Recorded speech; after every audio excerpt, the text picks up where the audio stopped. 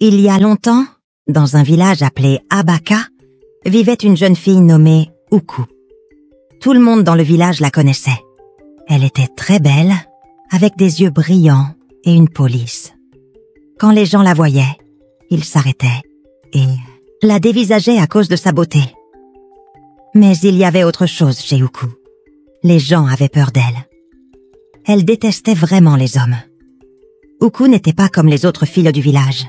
Elle ne riait, ni ne souriait, avec personne. Elle avait toujours l'air sérieuse. Et quand un homme tentait de lui parler, les choses devenaient mauvaises. Elle ne les laissait pas s'approcher d'elle. Si quelqu'un essayait, elle le battait jusqu'à ce qu'il ne puisse plus tenir debout. Les hommes du village savaient qu'il ne fallait pas embêter Uku.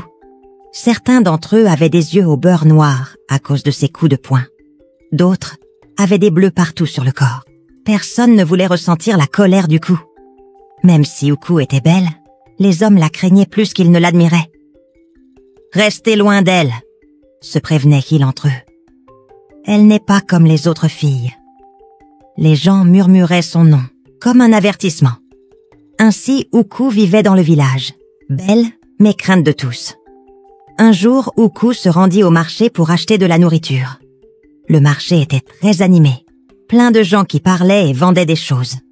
Uku traversa la foule, sans sourire à personne comme d'habitude. Elle prit des légumes et s'apprêtait à partir, quand un jeune homme, ne regardant pas où il allait, la heurta. Sans même réfléchir, la main d'Uku vola dans les airs. Slap! Elle frappa le jeune homme violemment au visage. Le bruit de la gifle était si fort qu'il fit taire toute la place. Les gens autour s'arrêtèrent, choqués. L'homme était terrifié. Sa joue devint rouge, mais il n'essaya pas de riposter. Il savait mieux. Ses yeux s'écarquillèrent de peur alors qu'il baissait rapidement la tête et disait « Je suis désolé, je suis désolé !» Il n'attendit même pas qu'Uku réponde et tourna les talons pour s'enfuir aussi vite qu'il le pouvait, disparaissant dans la foule. Les femmes du marché secouaient la tête. Certaines murmuraient entre elles « Elle l'a encore fait !» Mais personne n'osa dire quoi que ce soit à Uku. Il savait mieux. Tout le monde savait qu'il ne fallait pas la provoquer. Le marché retrouva son calme, mais la peur d'Uku grandit encore, plus dans leur cœur. Dans le village d'Abaka, beaucoup d'hommes voulaient épouser Uku, même s'ils en avaient peur. Ils ne pouvaient s'empêcher d'admirer sa beauté. Certains pensaient que peut-être si j'étais gentil avec elle, elle m'aimerait. D'autres pensaient qu'il pourrait la changer et la rendre douce à nouveau. Mais ils se trompaient tous. Un par un, les hommes allèrent savoir Uku. Ils apportèrent des cadeaux, des mots doux, et essayèrent de gagner son cœur. Mais Uku n'était pas impressionnée. Elle voyait à travers leurs astuces. Chaque fois qu'un homme essayait de s'approcher trop près, elle le battait sévèrement. Il quittait sa maison avec des bleus sur le visage, et certains suppliaient même pour qu'elle leur pardonne. Mais Uku ne montrait jamais de miséricorde. Même un des chefs du village pensa que son fils serait différent. « Elle n'osera pas toucher mon fils », dit-il fièrement. Le fils du chef alla voir Uku, souriant et pensant que son haut statut l'impressionnerait. Mais Uku se moquait de qui il était. Quand il tenta de la séduire, elle lui donna un coup de poing si fort qu'il perdit 2 dents. Le fils du chef rentra chez lui avec le visage enflé et des dents manquantes. Il pouvait à peine parler. Le chef était en colère, mais il savait qu'il valait mieux ne pas défier Uku. Dès ce jour-là, les hommes du village comprirent que peu importe qui ils étaient, Uku ne les laisserait jamais s'approcher sans se battre. Les hommes du village en avaient assez d'être battus par Uku. Les histoires de sa force et de sa férocité se répandirent dans tout Abaka. Les anciens du village commencèrent à s'inquiéter. « Pourquoi Uku se comporte-t-elle ainsi ?» se demandaient-ils. « Elle est forte, mais pourquoi déteste-t-elle les hommes à ce point ?» Les anciens décidèrent qu'il était temps de parler à Uku. Ils l'appelèrent sur la place du village, là où tout le monde pourrait la voir. Les gens se rassemblèrent pour regarder, hommes, femmes et même enfants. Les enfants vinrent voir ce qu'il allait se passer. Ils étaient curieux de savoir ce qu'Uku allait dire. Uku arriva sur la place, grande et sans peur. Elle regarda autour d'elle, voyant tous les visages qui la dévisageaient. Les anciens étaient assis en cercle, et attendait qu'elle parle. Mais Uku ne baissa pas les yeux et ne montra aucune peur. Elle se tenait là, la tête haute et les yeux fermes. Les anciens commencèrent à lui poser des questions. « Uku, pourquoi te bats-tu contre les hommes ?» demanda un ancien. « Pourquoi frappes-tu tous les prétendants qui se présentent ?» demanda un autre. Uku ne bougea pas. Elle regarda calmement les anciens et dit « Je ne laisserai jamais un homme me contrôler et je ne cesserai jamais de les battre. » Ces mots choquèrent tout le monde. Les villageois murmuraient entre eux. Les anciens étaient perplexes. Ils ne comprenaient pas pourquoi Uku disait de telles choses. « Mais pourquoi, Uku? Qu'est-ce qui t'a poussé à devenir ainsi ?» demanda un autre ancien. Mais Uku ne répondit pas. Elle resta là, silencieuse, refusant de répondre à leurs questions. Les anciens n'eurent d'autre choix que de la laisser partir, encore plus curieux qu'auparavant. Ils voulaient savoir ce qui était arrivé à Uku, mais elle garda son secret.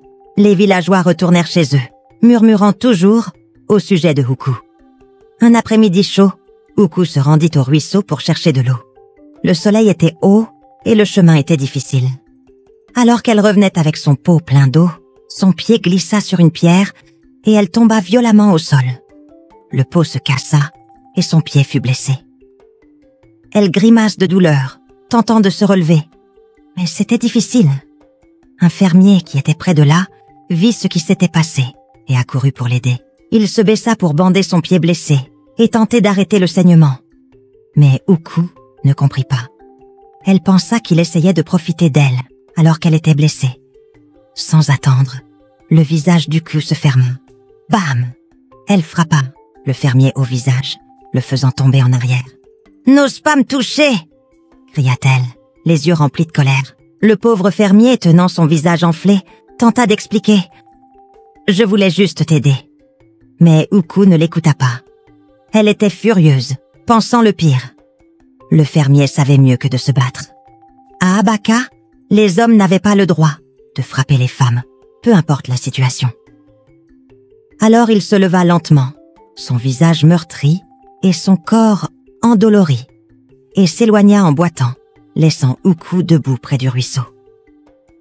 L'histoire de la colère d'Uku se répandit comme une traînée de poudre. Elle avait frappé un fermier qui ne faisait que l'aider. Les villageois murmuraient, mais personne n'osa confronter Uku.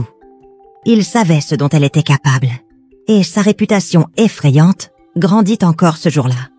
Malgré sa réputation féroce, la beauté d'Uku attira l'attention du prince du village. Il était intrigué par sa force et son indépendance. Il n'y en a personne comme elle dans le village, pensa-t-il. Le prince croyait qu'il pourrait la conquérir, alors il commença à rendre visite à Uku avec des cadeaux, des vêtements fins, des fruits et des bijoux rares. Uku ne le repoussa pas, mais ne se montra pas non plus chaleureuse. Elle resta prudente, ses yeux surveillant chacun de ses mouvements. Les villageois n'en croyaient pas leurs oreilles. « Le prince sera-t-il celui qui la changera ?» murmurait-il. Un jour, le prince invita Uku à se promener près du ruisseau. L'air était frais et l'eau coulait doucement. Tandis qu'ils marchaient côte à côte, le prince pensa « Peut-être qu'Uku commence à m'aimer. » Elle ne m'a pas repoussé jusque-là. Sentant la confiance monter en lui, le prince fit une terrible erreur. Il tendit la main pour saisir celle d'Uku, pensant que c'était un geste petit et doux.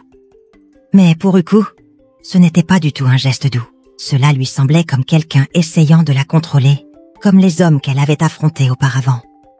En un instant, la colère d'Uku éclata.